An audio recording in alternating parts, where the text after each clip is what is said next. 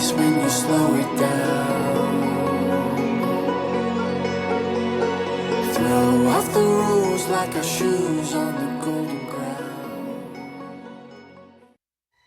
Hello, everyone. Welcome to Home. Home is the podcast where you come to reset your nervous system and rewire your week. Today, I am joined with someone I have known for over 20 years now. I'm joined today with Father Ian Dellinger, who is currently based in California. Is that right? San Francisco, California, USA. San Luis Obispo, California. Yeah. San Luis Obispo. What a lovely name. So welcome, everyone. And today, this episode is titled Father Ian in Common, Christianity and Psychology.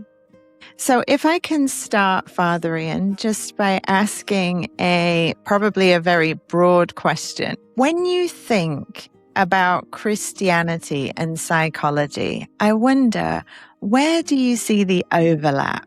That's an interesting question. When we first started developing the content for this podcast, I'm not a psychologist. I have a little bit of training. I did 1 year on a master's course for clinical counseling. What I do know in terms of the overlap is that as human beings, we are concerned about our psychological well-being. Obviously, it's part of who we are. It's something that we can't take away, we can't separate, we can't compartmentalize.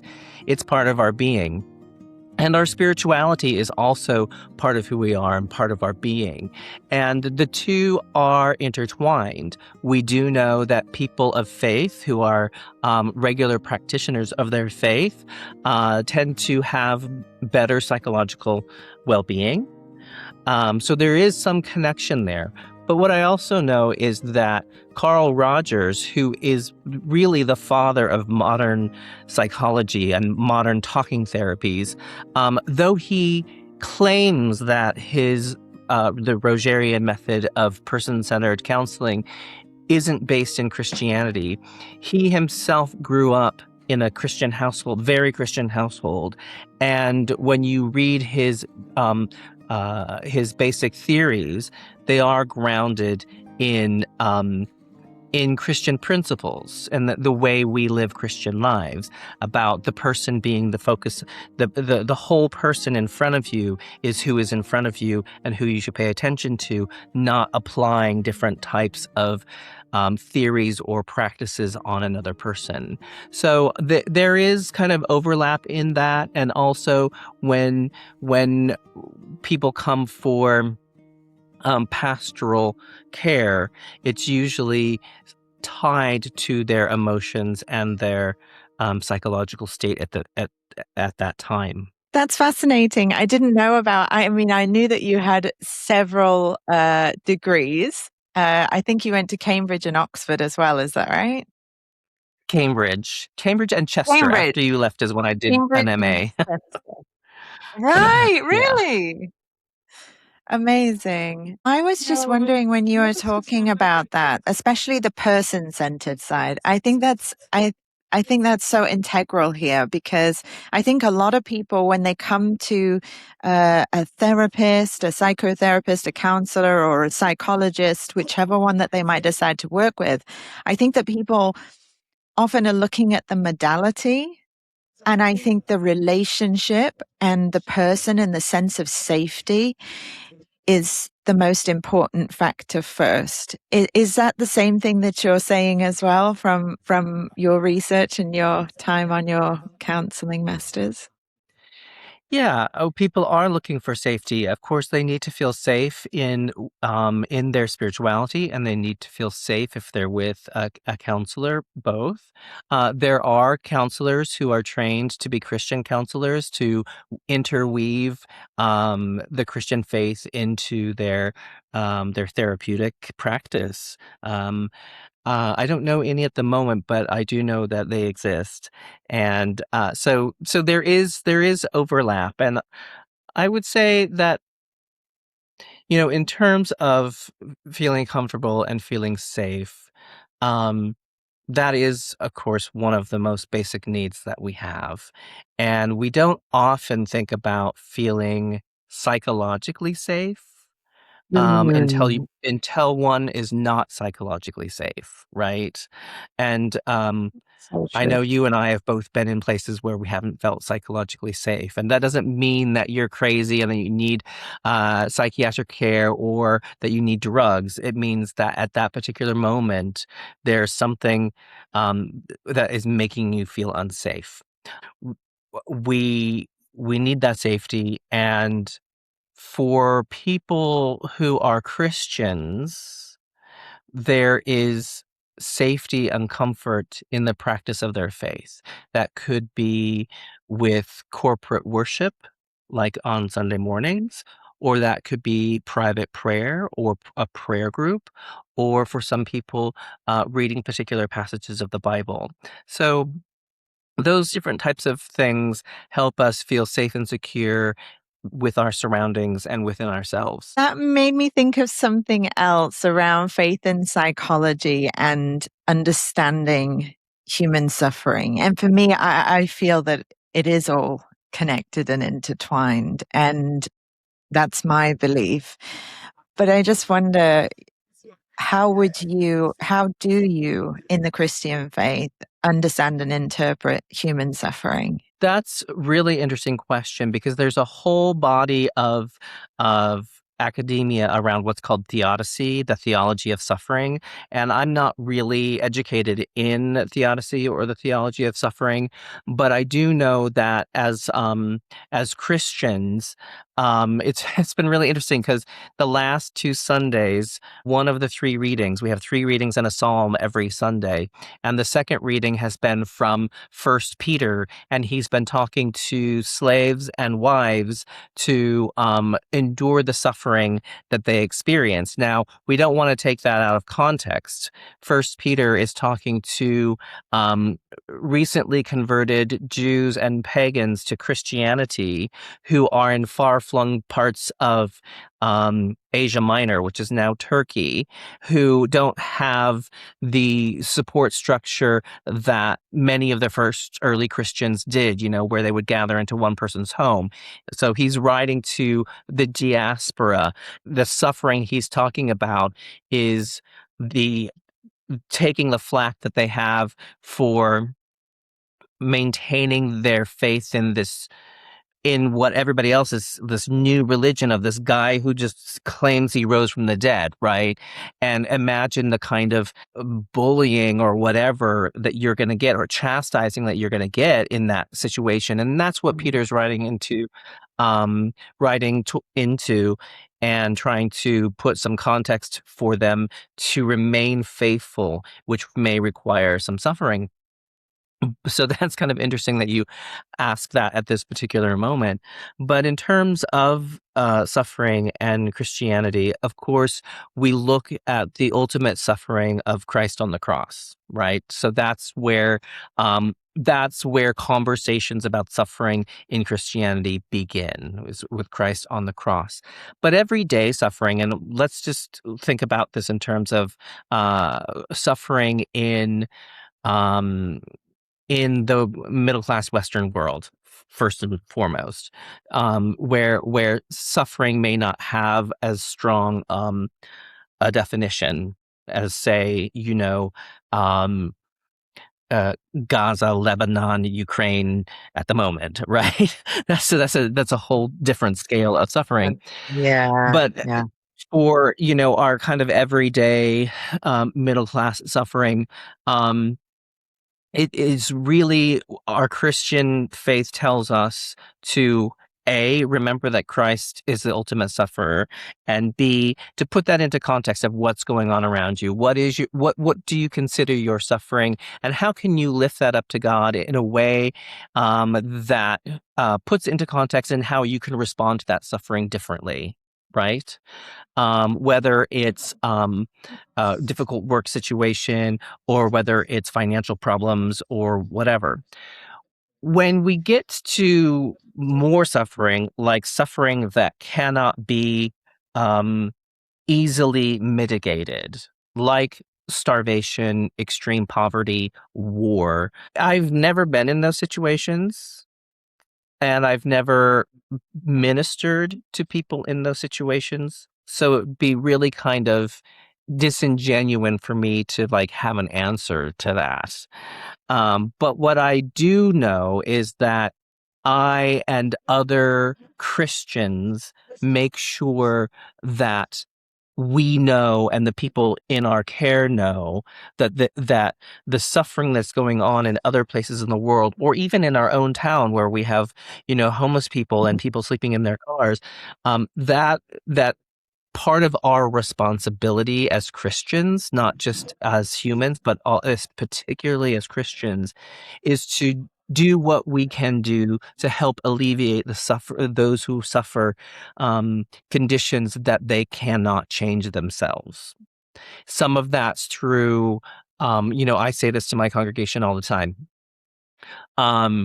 Vote your values and spend your values, right? Where do you place your vote? Where do you place your money? Because the alleviation of suffering in parts of the world and that where we can't control that depend on two things: money, most of the time, and policy. National, state, federal, and international policy. And some really kind of not good policy is going on in my own country right now that is creating suffering in other parts of the world. My agency to mitigate that suffering is to use my vote, to use my pulpit, and to use my money in any way possible that might lead to the alleviation of that suffering. And so I can't, in good conscience, say to somebody um, in Gaza or in Lebanon right now, this is how you can make your life better through Jesus Christ. I'm not going to do that. That'd be horrific. What I can do is I can write my congressman and say, you stop that war right now. Stop funding that war. Stop giving them weapons. I can send my money through relief agencies to know that those food things are going to get there. And I can do that because of my Christian faith, because the Christian faith tells me to do that.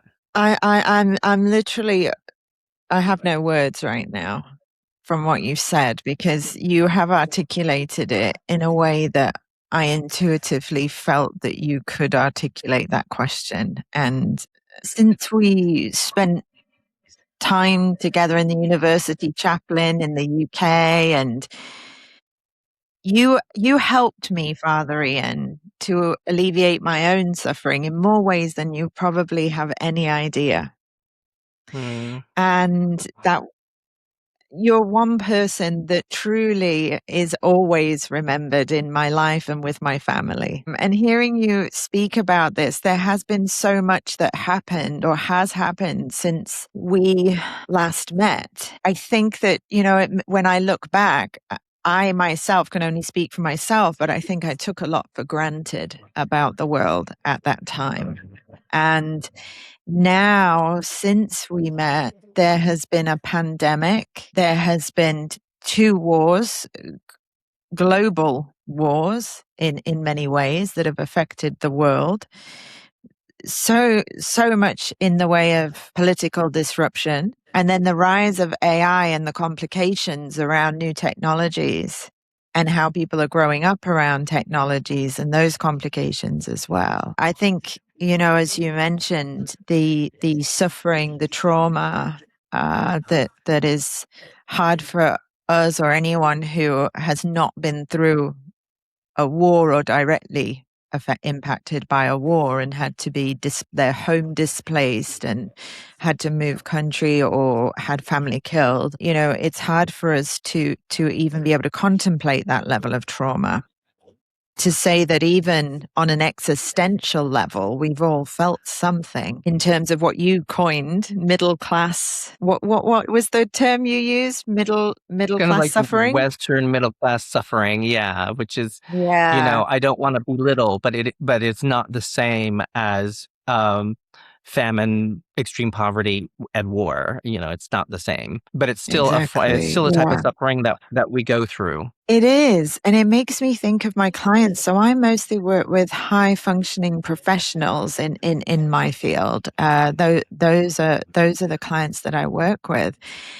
And yet, even without having gone through those things, the suffering and the pain that they experience as a result of their life experiences and how those are internalized is something that it's very challenging to even deal with that level of past suffering. So, let alone the devastating effects of something far worse than that.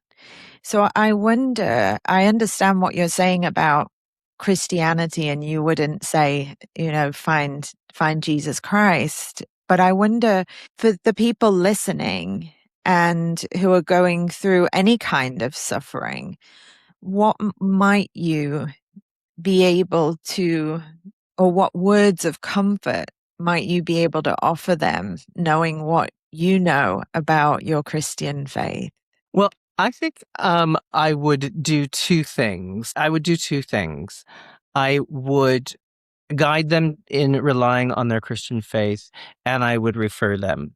So the first one, let me deal with the second one first. One of the things that we learn here in the U.S., not so much in the UK, in the church, as part of our training, is that if you are not a licensed professional therapist and you find yourself in a pastoral situation that requires that level of professionalism, you would be best stating that you're not a therapist, and perhaps that person find a qualified therapist, right? And I have done that several times. I even did it when I was in Britain because it was one of the things that I knew before I went to seminary, and they didn't teach us that in seminary. And in seminary, I raised my hand several times and said, but we need to know when to refer them on to a professional without stigmatizing the need for a professional, right? Because Right. it's not so much now, but there still is stigma around having a therapist or a psychiatrist, right? But they're necessary. But the other thing is about how do I use my faith through prayer and the study of scripture and the support of my fellow Christians, perhaps in my congregation, to help me either reframe my suffering, or um, change the circumstances around my suffering, right? Your Christian faith and your Christian family can help you see the path to the changes that you need to make in your life in order to um, alleviate that particular suffering, right? If your suffering is not that extreme, like you're not in an abusive relationship and you're not, on the brink of bankruptcy, but even things like addiction, you can. The 12-step programs are based in Christianity, right? And that I think, from your very first question, where do you see the overlap of Christianity and psychology? The 12-step programs are actually the overlap of the two, aren't they? So the whole premise of your question today can be found in the 12-step programs. And The 12 steps and the big book and all of it, the basis was Christianity, is Christianity. And all over the world, churches are still utilized to hold the 12-step programs. yep, we have several. We have Alcoholics Anonymous, maybe Al-Anon, and Sex Addicts Anonymous who use our facility. That leads me to the question around forgiveness. Now, I know this is a massive topic in both our fields, but I think where I'd like to go with this would be in terms of self-forgiveness. And I think with you bringing up the 12-step programs, I think that's a huge portion of that. And also in psychology as well, is is this topic of forgiveness, but it's one thing to forgive others. It's another thing to forgive the self. And I think sometimes when we're trying to look at forgiving others, the unforgiveness around that is more a projection of the fact that we can't forgive ourselves. And I wonder what you might have to say around self-forgiveness, Father Ian. Well, I first want to address false self-forgiveness. And I think that there's a tendency, particularly in evangelical and conservative churches, or people I've experienced, where because forgiveness is a large portion of what it means to be a Christian, like forgiveness is like believe in God and believe in me, forgive others, right? That's like that's how it works. Repent and be baptized is in there as well. But people who use that use the F word loosely as to make excuses for their bad behavior, right? And I have seen it with people I've worked with. I've seen it from not too far away from me, where people use forgiveness either of themselves or others in a very false way to excuse their bad behavior. It's actually happened to me. I had a work colleague who was a bully, and he sat in a mediation meeting and he said, "I forgive you." And he was like over dramatized. "I forgive you." Well, that was bullshit. I knew it right when it came out of his mouth.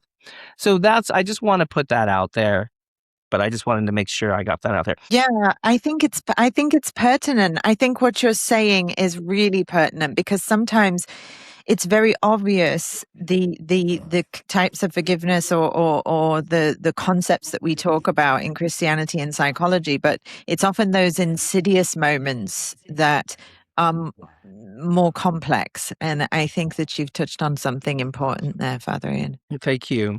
In terms of genuine self-forgiveness, it is a hard thing. It is a hard thing to do. You might need a therapist to get to that spot. But there is so much about forgiveness just in Scripture, right? And the way that Jesus approaches the people, it may not be explicit in the story, but it is there in the stories. Particularly, I can think of the woman caught in adultery, where he doesn't tell her to forgive herself. He says, actually, go and sin no more. But the way, when you look at that scene in your mind's eye, there is the need for her to forgive herself, but also for the thief on the cross, right? The repentant thief on the cross. There is something about, you can, in your mind's eye, feel that Jesus is inviting him to forgive himself, right? Forgive himself. You can see the self-forgiveness that's in there. And I suppose it does depend on what the situation is. I mean, I just used two pretty extreme examples, right? Being caught in adultery and being a thief who's been, well, crucified. So that is part of the Christian tradition, even though it may not be as explicit as one might want it to be in Scripture. This what you've just talked about, Father Ian. This reminded me of what we talk about when we talk about in psychology as well as small t and large T trauma, because the small t trauma is the complex trauma. Some people that come to me, they don't have any financial issues. They have on the outside what was coined in the 90s, the American dream, so to speak. And on the outside, that's how it looks. But on the inside, there is great suffering. They are not able to forget things from their past. They dwell on the past. They're not able to be present. So it's a different kind of suffering. I'm just wondering, what would you say to those people who are sort of blocking themselves, but not meaning to block themselves from seeking help that could be highly beneficial for them? Yeah, and even outside of your practice, I'm sure you know these people because I know these people as well, right? I mean, it's what you described in terms of that type of trauma, is like almost everyone, you know, and it really is. It is the referral. And just maybe recommend a counselor or Christian therapist, but also I'm pretty I can be pretty tough in my pastoral care with people to say, to point out the elephant in the room and to ask, why are you dwelling in the past and not moving forward? And prefacing that with, I'm not a therapist, but I want to know the answer to this question, and perhaps you need to take that to a therapist, of why are you holding on to this stuff? Because the Christian faith it is all about things being made new. The resurrection made all things new. We hear in our liturgy, and all things have been made new. And we read Revelation, and all things will be made new, right, at the second coming. It isn't your Christian faith that is insisting that you hold on to these destructive thoughts and feelings and memories, right? It's your Christian faith that is telling you to let go of those thoughts and feelings and memories that are destructive, and to rejoice in what Christ has given you and has given you this new opportunity. Now, what that looks like in real life may require more than just Christian ethos and Christian talk. It may require therapy. It may require restructuring your daily life or moving parts of what you normally do or have. But if you want a Christian foundation for that, that Christian foundation is actually the Easter message, that all things are made new. And if you really, really believe that the resurrection made all things new for you too, you need to work on that and find the people and professionals who are going to help you do that. Well, that reminds me of a book I read quite some time ago, You Can Begin Again. It was all about what you just spoke about in the Christian faith and new beginnings and begin again and begin the next day and start over. Very similar to the 12-step programs that teach one day at a time. And if you fail again, you can restart again. I think this is an important topic that covers both Christianity and psychology and bridges the two as well. I was thinking about chronic pain and suffering, and I wanted your perspective, your Christian perspective, especially on people. I'm sure you've met people who are going through physiological chronic pain. And for those people who are going through that, because there's no separation between sort of, if we look at it in classes, or, there's no separation between people. No one is immune to chronic pain. It can happen to anyone at any time. And I just wonder what you might have to say about, or to those people who are going through that from a Christian perspective. I think physical suffering is, I don't want anybody to get upset by this, but I think physical suffering and mental suffering, psychological suffering are the same. And the reason I say that is because of the hush hush stigma around mental health, not because of physical health, right? As you know, I was not only chaplain to the Warrington campus, I was chaplain to the Faculty of Health and Social Care, which included nursing students. There were 4 types of nursing students, one of which was mental health nursing students. And in my time at the University of Chester, there was in the UK, a nationwide campaign and push to destigmatize mental health, right?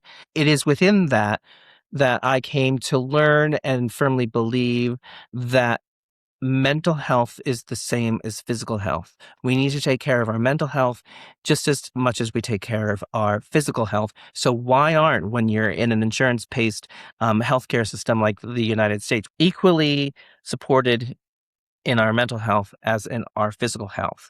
So, but you asked me about a physical health question, and my response is that the approach I think I would take as a Christian pastoral caregiver would be the same.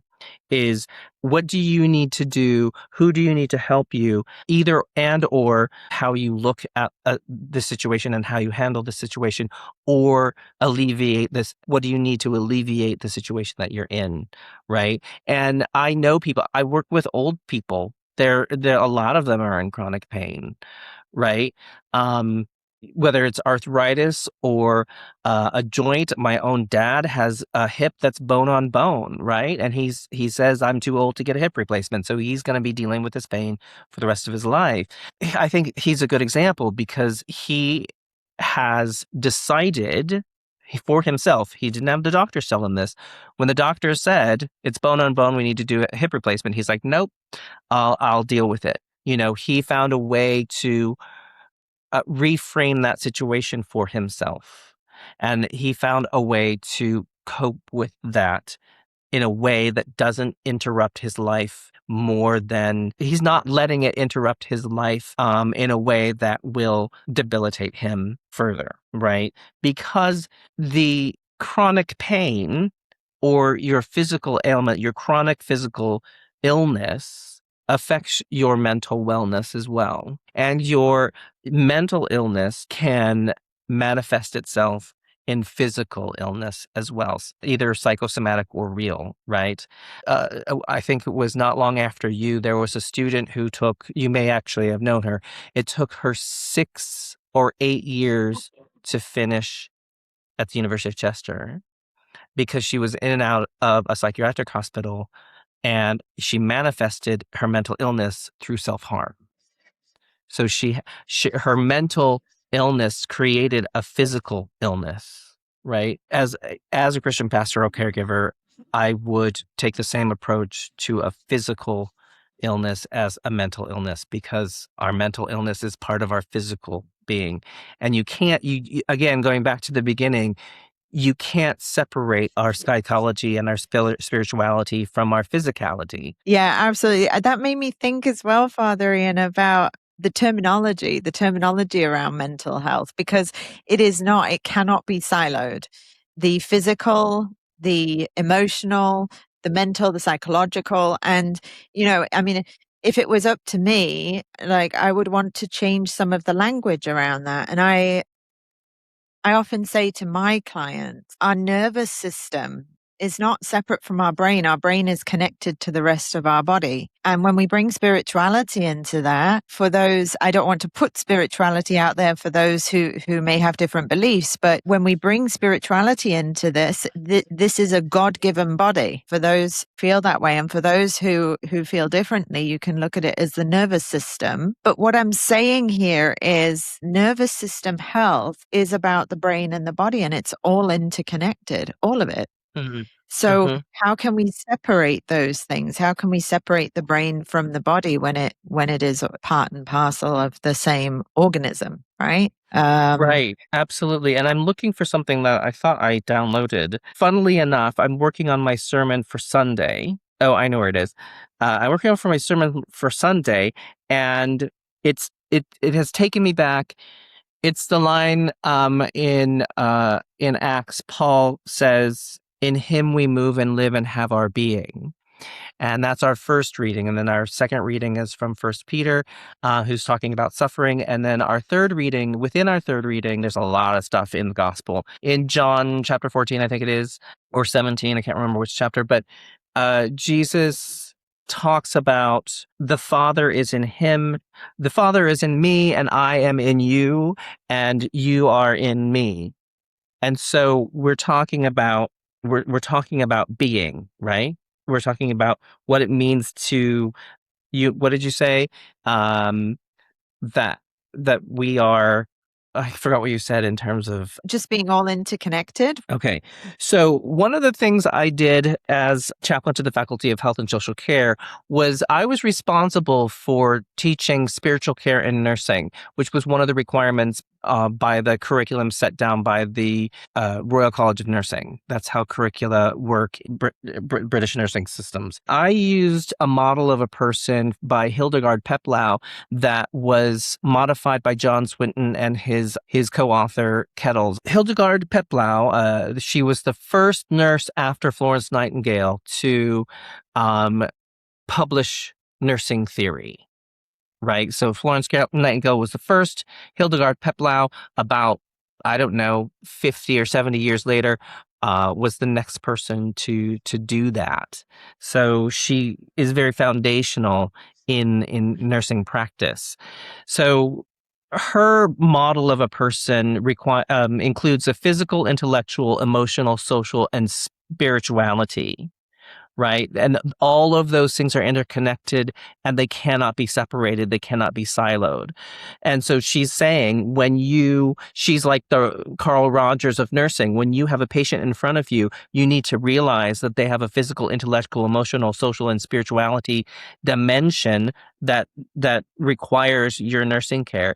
And what Swinton and Kettles did is that they said that the spirit runs through all of those things and animates all of those 5 dimensions and makes sure that they're integrated to one another, right? So when it comes to the overlap of spirituality or Christianity and psychology, we're multidimensional people, and those dimensions cannot be segregated. And if we believe that we are created in the image of God, as a Christian leader, I would say God needs to be part of whatever you're doing to alleviate or manage in some way your trauma. Because whether it's your therapist, your priest, your family, your friends who are helping you, they are helping you from my Christian perspective. They are helping you as a child of God, in whom God lives and in whom God lives, in whom God resides and is a part of. And so it is all connected by that spirit, and we are multidimensional people. And so we need to make sure all of that is taken into consideration in whichever way we're trying to come at whatever issue somebody has. For example, I'm going to pick this up again: physical, intellectual, emotional, social, and spirituality. How many times have you been to your GP and you're like, I am not dumb. I can understand more than, baby talk. I've had doctors where I've been like, I've switched doctors because they talk down to me, right? And the doctor I have now, we have some pretty high level conversations because she understands that I'm an intellectual person. And in order to understand what's going on with me, with myself, I need her to tell me more than just the basics or pat answers, right? But I'm also an emotional person. And so when I'm lying in a hospital bed, which I never have done, knock on wood, that nurse better know that I might be anxious, I might be sad, I might be, depending on what it is, I might be even suicidal based on what diagnosis I'm there for. But I'm also a social person. So am I in a room by myself? And if I'm in a room by myself, what does that mean? Okay, I'm in a room by myself. Great. I don't have to hear other people, their medical problems or whatever. But am I getting enough visitors? Is family coming to see me? And then you go on with spirituality. But in nursing, it's always what happened in nursing in the United States, I think in the early 90s, and in Britain in the late 90s, is they started going on what's called the medical model and only dealing with the physical. And that's why Swinton and Kettles wrote this book. right, is because we need to get back to what Peplau was saying in the 1950s, where there's a person sitting in front of you who has more than just a physical body. They have an intellect, they have emotions, they are social beings, and they have a spirituality, and they have a soul. And all of that needs to be taken into consideration. Yeah, and even as far back as the Greeks, right? I mean, that made me think of a quote, I think it's Socrates. And therefore, if the head and the body are to be well, you must begin by curing the soul. And I think Hippocrates said something about if you're not your own doctor, you are a fool. I mean, it's not the nicest way of phrasing it, but how I interpret that is that, you know, we need to be intuitive and we need to be respected and we need to be seen as equal. And even now with AI, I've heard that a lot of people have been going to their doctors with what AI says that they have. And I think AI is a very helpful tool when it's used intuitively. But when it's used in a way where it's framed as giving the AI the decision over your mind and body, that's when it becomes dangerous. We still need to intuitively use that technology and those tools to understand our own souls and our bodies and our mind, our spirit in that sense. And it's wonderful that you found a doctor that accepts you in that way. Yeah, but also in our Christian faith, as a preacher and pastor, I have, particularly in my congregation where everyone has advanced degrees, I need to be aware that they have an intellectual dimension. I have to be aware of their emotions. And there are sentences and paragraphs I write in sermons that I'm like, maybe I need to pull back a little bit. Maybe I need to find a different way to say this so I don't trigger somebody who might be emotional over this, because I'm a super death confident person. And right, so I will talk about death. I don't use the term passed away. I use they died, right? But if I'm talking about that in a sermon, I might need to pull back a little bit, right? I realize that they're social beings, so we gather for worship. Obviously, we're here to nurture our spirituality, but everybody's spirituality is different. And we acknowledge when we have a lot of visitors, because we're a downtown church in a town that's rapidly becoming a tourist town. It's not quite fully a tourist town, but so we have a lot of visitors. And I say, whoever you are and wherever you are on your spiritual journey, St. Stephen's welcomes you, because we're all at different places on our spiritual journey. So I need to acknowledge that. I know, speaking of spirituality, I know that my congregation is made up of people who grew up in all sorts of different faith backgrounds. You know, I have people from evangelical free churches, Baptist, Presbyterian, Methodist, Roman Catholic, uh, people who've dabbled in Buddhism, people who've previously been Jewish, people who didn't have a faith background at all. And I need to acknowledge their spirituality dimension when I'm doing that. That's because you're a rock star priest, Father Ian. Well, what helped me understand that was 8 years at the University of Chester, where I had to deal with everyone, right? Like everyone. I didn't like and there's such high turnover. You know, there's a third of your student body turns over every year, and probably 20% of your staff turn over every year, right? And so that builds a person when you are open to all of the different ways of life. When you're open to that and you're willing to work within that, it makes you a much better practitioner, I think.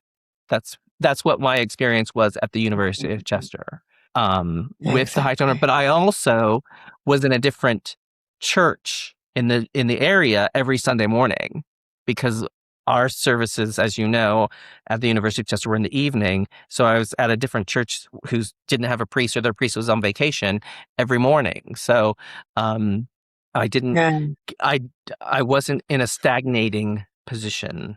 Now, I could talk to you for hours, honestly. And I know we could both talk for hours about this topic. But I also know that you're an extremely busy priest, and I don't want to keep you much longer.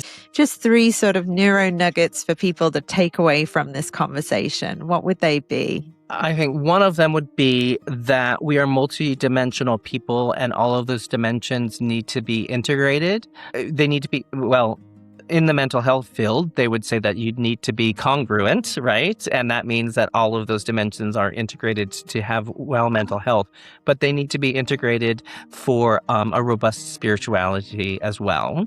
I would say that another neuro nugget is to acknowledge when you need help and allow the different parts of you, your different dimensions, to overlap with that help, whether it's having a priest and a therapist, or a Christian therapist, or a Christian physical therapist, right? If you're dealing with chronic pain, or you're dealing with physical rehabilitation in some way.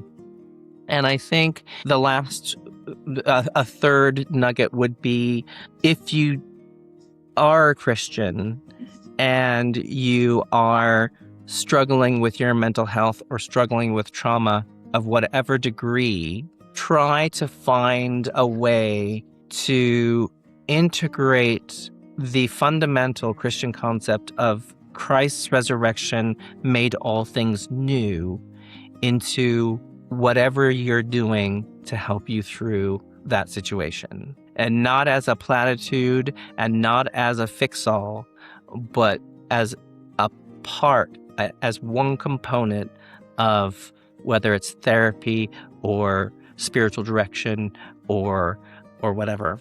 Thank you so much, Father Ian, for a truly insightful conversation. And I loved exploring the meeting place between Christianity and psychology with you, especially around suffering, shame, forgiveness, compassion, and what it means to become more fully human. Thank you for listening to Home. I hope this conversation gave you something gentle, thoughtful, and grounding to take with you. Until next time, I'm Kellyjo Coney-Khan, and this is Home, your weekly reset.